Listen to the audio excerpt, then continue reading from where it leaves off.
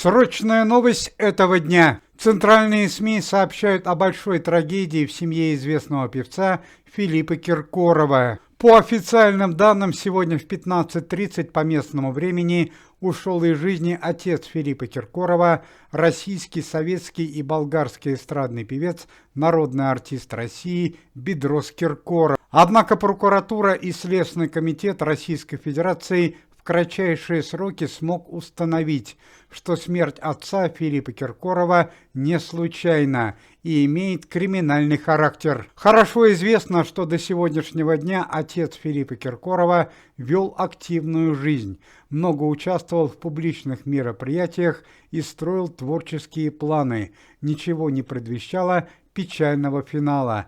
Бедрос Киркоров за всю свою жизнь не перенес ни одного инфаркта и инсульта. По первоначальной версии преступления, смерть Бедроса Киркорова наступила сегодня в 15:30 по местному времени в результате сердечной недостаточности.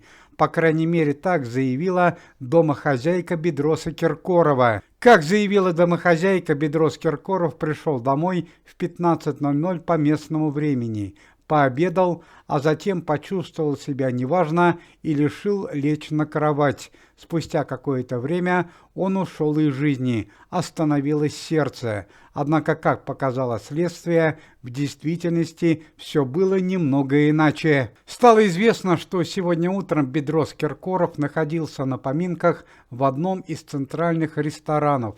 Вспоминали родственников семьи Филиппа Киркорова, которые совсем недавно ушли из жизни. Это племянник Филиппа Киркорова Ивайло Филиппов и сводная сестра артиста. Как утверждают родственники и друзья Бедроса Киркорова, во время поминок у Бедроса Киркорова состоялся срочный телефонный разговор.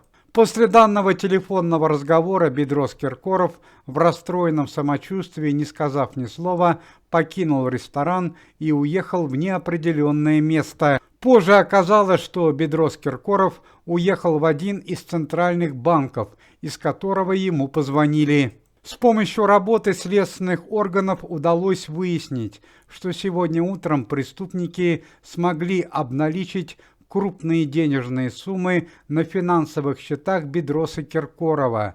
По этой причине Бедросу позвонили из банка, и он срочно уехал из ресторана. Как оказалось, главным виновником смерти Бедроса Киркорова оказался его родственник, сын второй супруги Бедроса Киркорова Людмилы Смирновой, молодой российский и болгарский артист Михаил Ромашич.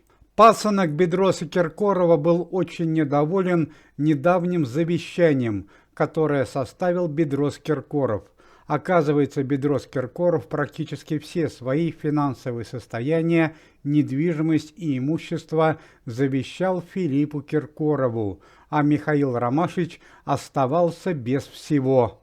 Не видя другого выхода спасти ситуацию, пасынок Бедроса Киркорова решил вместе со своими товарищами обналичить финансовые суммы Бедроса Киркорова.